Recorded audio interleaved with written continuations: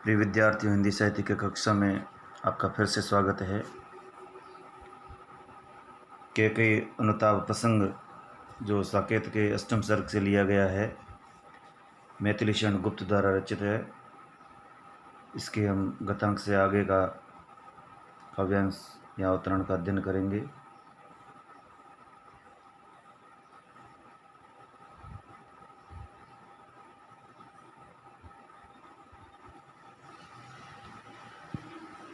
जिस प्रकार से है, मैं इसे न जानूं किंतु जानते हो तुम, अपने से पहले इसे मानते हो तुम भ्राताओं का प्रेम परस्पर जैसा, यदि वह सब पर यूं प्रकट हुआ है वैसा, तो पाप दोष भी पुण्य तोष है मेरा। मैं रहूं पंकीला, पद्म कोश है मेरा। आगत ज्ञानी जन उच्च भाल लेकर, समझावे तुमको अतुल युक्तियाँ देकर। मेरे तो एक अधीर हृदय है बेटा, उसने फिर तुमको आज भुजा भर भेंटा। देवों की ही चिरकाल नहीं चलती है, दैत्यों की भी दुर्वर्ती यहाँ पलती है। हंस पड़े देव के कई कथन ये सुनकर, रो दिए शुद्ध दुर्देव दैत्य शिर धुनकर। चित्रकूट की सभा में उपस्थित होकर कैकेयी अपने मन की जो व्यथा और आत्मग्लानि भरे स्वर के साथ में अपने पश्चाताप को प्रकट करती है और राम के समक्ष सभा में यूँ कहती है, मैं इसे न जानूं किंतु जानते हो तुम। कैकेयी कहती है कि मेरे पुत्र भरत को जितना मैं नहीं जानती हूँ, उससे कहीं बढ़कर, उससे कहीं अधिक तुम जानते हो। अपने से पहले इसे मानते हो तुम, और मेरे पुत्र भरत को तुम इतना स्नेह रखते हो, इतना प्रेम करते हो कि अपने से पहले इसे मानते हो। कहने का आशय है कि मैं अपने पुत्र को जितना नहीं जानती हूँ, उससे कहीं अधिक तुम जानते हो, और उससे कहीं अधिक उससे स्नेह भी रखते हो।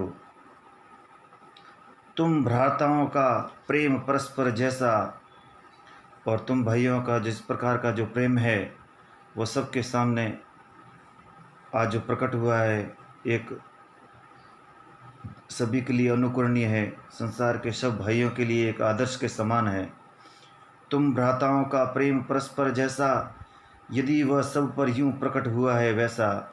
आज वह प्रेम, आप भाइयों का प्रेम सबके सामने इस प्रकार से प्रकट हुआ है, वह संसार के लिए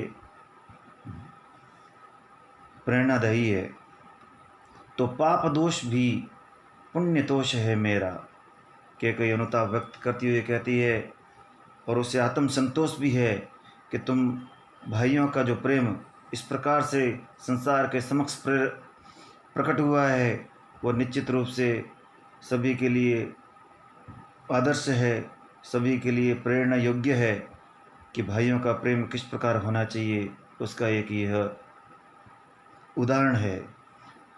तो पाप दोष भी पुण्य तोष है मेरा, तोष यानी संतोष। तो कैकेयी कहती है कि यह सब देखकर मुझे अपना जो पाप दोष है वह पुण्य के समान संतोषकारी प्रतीत हो रहा है। अर्थात तुम्हारे भाइयों को प्रेम देखकर मुझे संतोष हो रहा है। मैं रहूं पंकीला, पद्म कोश है मेरा। पंकीला यानी पंख बोलते हैं कीचड़ को। मैं रहूं पंकीला, पद्म कोश, पद्म कोश, पद्म बोलते हैं कमल को। मैं रहूं पंकीला, पद्म कोश है मेरा।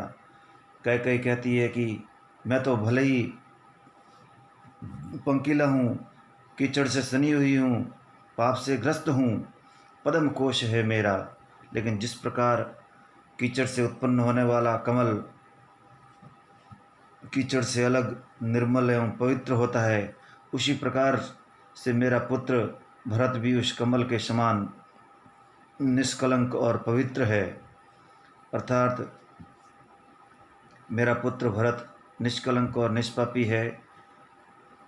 आगत ज्ञानी जन उच्च भाल लेकर समझावे तुमको अतुल युक्तियाँ देकर।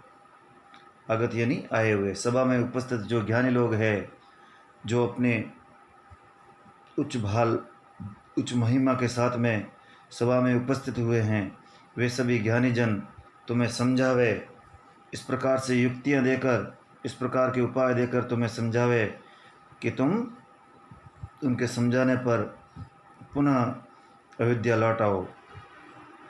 मेरे तो एक अधीर हृदय है बेटा, उसने फिर तुमको आज भुजा भर भेटा। मेरा तो हृदय अधीर है, धैर्यहीन है, उसका साक्षी मेरा पुत्र है। उस पुत्र ने आज तुमको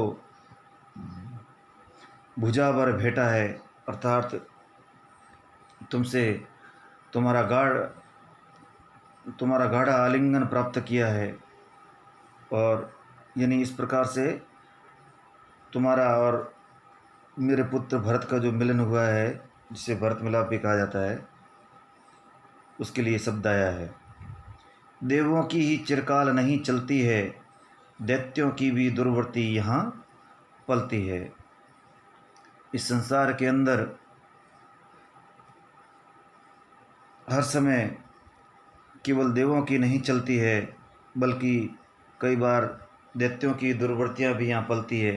कहने का हास्य है कि संसार में सत्कार्यों के साथ साथ असत एवं पापमय कार्य भी होते रहते हैं। कहने का हास्य है कि मनुष्य सदा अच्छे कार्य नहीं करता है, कभी कभी वह मोह के वशीभूत होकर, स्वार्थ के वशीभूत होकर, दैत्यों की दुर्वृत्तियों के वशीभूत होकर बुरे कर्म भी करता है। कैकेयी के इस कथन को सुनकर आगे बताया गया है, हंस पड़े कैकेयी कथन यह सुनकर, रो दिए शुद्ध दुर्देव दैत्य शत्रुघ्न कर। कैकेयी के इस कथन को सुनकर कि संसार के अंदर हमेशा देवों की नहीं चलती है, कभी कभार देवों की दुर्वृत्तियाँ भी मनुष्यों पर हावी हो जाती है, जिसके कारण पाप इत्यादि एवं बुरे आचरण भी लोग करते हैं। कैकेयी के इस कथन को सुनकर जो देव थे वे हंस पड़े, और इसी कथन को सुनकर देव जो दैत्य थे वे दुखी होकर अपना सिर धुलने लगे, सिर धुलकर दुखी होने लगे।